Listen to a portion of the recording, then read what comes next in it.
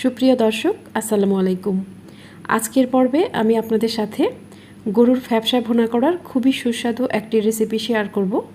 এর আগের পর্বে আমি আপনাদের সাথে ফ্যাপসাটা পরিষ্কার করার একদম গোপন একটা পদ্ধতি শেয়ার করেছিলাম। আজ আমি আপনাদের এই ফ্যাপসাটা রান্না করে দেখাবো। গরু অথবা খাসির ফ্যাপসাটা এইভাবে ভুনা করলে খেতে অনেক বেশি ভালো লাগে। আপনারা অবশ্যই ভিডিওটি শুরু থেকে শেষ পর্যন্ত দেখবেন। আশা করছি আমার আজকের এই রেসিপিটিও আপনাদের সবার কাছে খুবই ভালো লাগবে। আমার আজকের এই রেসিপিটি আপনাদের কাছে ভালো লাগলে আমার চ্যানেলটি সাবস্ক্রাইব করে পাশে থাকা অল লেখা বাটনটাতে ক্লিক করে দিবেন। আর যারা এই ভিডিওটি ফেসবুক থেকে দেখছেন তারা আমার ফেসবুক পেজটিকে লাইক ও ফলো দিয়ে রাখবেন। এর জন্য আমি এখানে গরুর ফ্যাপসা নিয়েছি। আমি এই ফ্যাপসাটাকে খুব ভালোভাবে পরিষ্কার করে ধুয়ে নিয়েছি। এর আগের পর্বে আমি আপনাদের সাথে এই ফ্যাপসা পরিষ্কার করার একদম গোপন একটা পদ্ধতি শেয়ার করেছিলাম। এই ফ্যাপসাতে কিন্তু অসংখ্য রগ থাকে। আমি ফ্যাপসা থেকে রগটা কিভাবে ছাড়িয়ে নিয়েছিলাম সেই ভিডিওটাই আমি এর আগে আপনাদের সাথে শেয়ার করেছিলাম। আপনারা যদি ফ্যাপসা পরিষ্কার করার সেই ভিডিওটা দেখতে চান তাহলে এই ভিডিওর ডেসক্রিপশন বক্সটা চেক করে নেবেন। আমি ডেসক্রিপশন বক্সে লিঙ্কটা দিয়ে দিব। এখানে আমি একটা গরুর ফ্যাপসা নিয়েছিলাম। আপনারা চাইলে খাসির ফ্যাপসাও নিতে পারেন। এই ফ্যাপসাটাকে আমি ভালোভাবে বেছে তারপর ধুয়ে নিয়েছি।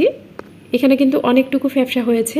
এখানে পুরো ফ্যাপসাটাই কিন্তু আমি রান্না করব না, 3 ভাগের 2 ভাগ পরিমাণ ফ্যাপসা রান্না করব, বাকি 1 ভাগ ফ্যাপসা আমি রেখে দিব। এবার আমি এই ফ্যাপসাটা রান্না করতে চলে যাব। প্যানে দিয়ে দিব 1.25 কাপ পরিমাণ সয়াবিন তেল। এই ফ্যাপসাটা রান্না করতে এখানে তেল ও মশলার পরিমাণটা কিন্তু অবশ্যই একটু বেশি দিতে হবে। তেলটা গরম হয়ে গেলে আমি এখানে কিছু গরম মশলা নিয়েছি। এখানে আমি নিয়েছি 2টি বড় কালো এলাচ, 4 টুকরা দারচিনি, 6টি সবুজ এলাচ, কিছু কালো গোলমরিচ নিয়েছি, 3টা লবঙ্গ নিয়েছি ও 2টা তেজপাতা। গরম মশলাগুলো আমি একটু ভেজে নেব। গরম মশলাগুলো একটু ভেজে নেওয়ার পর আমি এখানে প্রায় 2 কাপ পরিমাণ পেঁয়াজ কুচি দিয়ে দিব। ফ্যাপসাতে কিন্তু তেল, পেঁয়াজ, মশলা সব কিছুর পরিমাণে একটু বেশি দিতে হবে।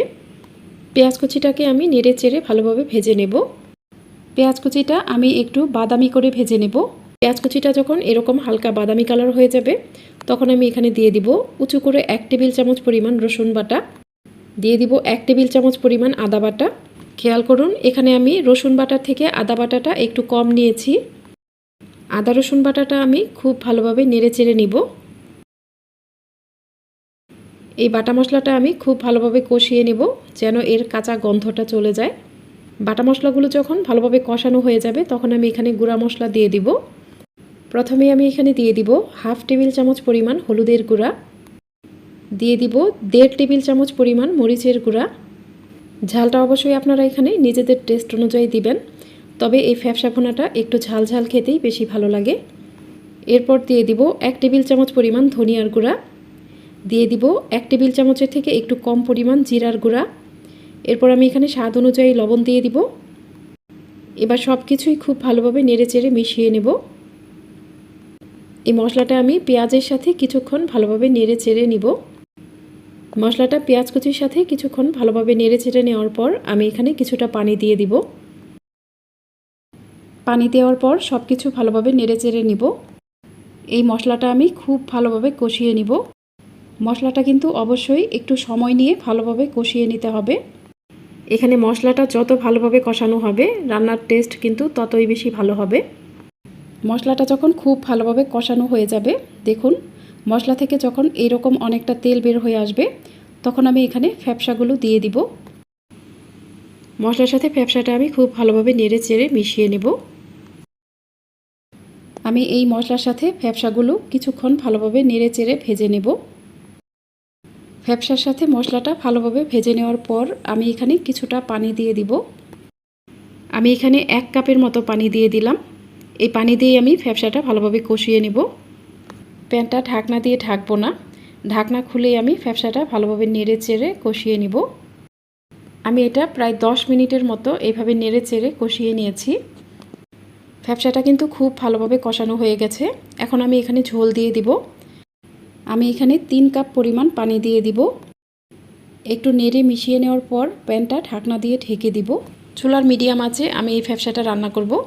মাঝে মাঝে ঢাকনা খুলে নেড়ে দিতে হবে, নাহলে এটা নিচে পোড়া লেগে যেতে পারে। 10 মিনিট পর আমি ঢাকনাটা খুলে নিলাম। ঝোলটা কিন্তু অনেকটাই কমে গেছে। এখন আমি এখানে কিছু কাঁচামরিচ দিয়ে দিব।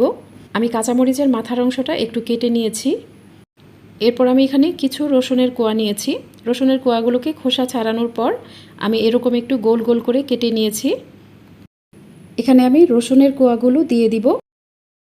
এ পর্যায়ে রসুন কুচিটা দেওয়ার ফলে ফ্যাপসা ভুনার টেস্ট কয়েক গুণ বেড়ে যাবে। তবে এখানে রসুনের কোয়াটা খুব বেশি পরিমাণে দেওয়া যাবে না। আমি এখানে 3টা রসুন এরকম খোসা ছাড়িয়ে কোয়া করে নিয়েছিলাম। সব কিছুই নেড়ে মিশিয়ে নেওয়ার পর প্যানটা আবারও ঢাকনা দিয়ে ঢেকে দিব এবং ঝোলটা পুরোপুরি শুকিয়ে যাওয়া পর্যন্ত অপেক্ষা করব। ঝোলটা যখন অনেকটাই শুকিয়ে যাবে তখন আমি ঢাকনাটা খুলে নিব। এটা কিন্তু মাঝে মাঝে নেড়ে চেড়ে দিতে হবে, নাহলে নিচে পোড়া লেগে যেতে পারে। আর এ পর্যায়ে লবণটা চেক করে নিতে হবে। এ পর্যায়ে আমি এখানে হাফ চা চামচ পরিমাণ গরম মশলার গুঁড়া দিয়ে দিব। এবার আমি প্যানটা ঢাকনা দিয়ে ঢেকে দিব এবং 3 থেকে 4 মিনিটের মতো চুলার মিডিয়াম টু লো আঁচে প্যানটা চুলার উপর বসিয়ে রাখব। 4 মিনিট পর ঢাকনাটা খুলে নিব। এটা আমি খুব ভালোভাবে নেড়ে চেড়ে দিব। দেখুন এই ফ্যাপসা ভুনাতে কিন্তু কিছুটা পানি এখনও রয়ে গেছে। আমি খুব ভালোভাবে নেড়ে চেড়ে এই ফ্যাপসা ভুনার গায়ের পানিটা ভালোভাবে শুকিয়ে নিব। প্যানটা আর ঢাকনা দিয়ে ঢাকবো না, ঢাকনা খুলেই আমি এটা নাড়তে থাকবো। তবে এই তরকারিটা কিন্তু খুব বেশি ভাজা ভাজা করে ফেলা যাবে না, একটু ভেজা ভেজা টাইপের থাকতেই এটা নামিয়ে ফেলতে হবে। দেখুন ফ্যাপসা ভুনাটা কিন্তু একদম পারফেক্টভাবে হয়ে গেছে। ফ্যাপসা ভুনাটা এর থেকে বেশি শুকিয়ে ফেললে কিন্তু খেতে খুব একটা ভালো লাগবে না। একটু ভেজা ভেজা টাইপের থাকতেই এটা নামিয়ে ফেলতে হবে। ফ্যাপসা ভুনাটা আমি গরম গরম সার্ভ করে নিচ্ছি। দেখুন এই ফ্যাপসা ভুনাটা দেখতে কতটা লোভনীয় হয়েছে। আপনারা এই ফ্যাপসা ভুনাটা পোলাও, ভাত, রুটি, পরোটা যে কোনো কিছুর সাথে সার্ভ করতে পারেন। আমার পুরো রেসিপি ফলো করে আপনারা অবশ্যই একবার বাসায় ট্রাই করবেন, দেখবেন পরিবারের সবাই খুবই পছন্দ করবে। আর আমি এই ফ্যাপসাটা যেভাবে পরিষ্কার করে নিয়েছি, আপনারা যদি সেম পদ্ধতি ফলো করে ফ্যাপসাটা রান্না করেন দেখবেন খেতে খুবই ভালো লাগবে। আপনাদের কাছে আমার অনুরোধ, আপনারা অবশ্যই এভাবে একবার বাসায় ট্রাই করবেন। আর আপনাদের রেসিপিটি কেমন হলো আমাকে অবশ্যই কমেন্টস বক্সে জানাবেন। আজ এই পর্যন্তই। আল্লাহ হাফেজ।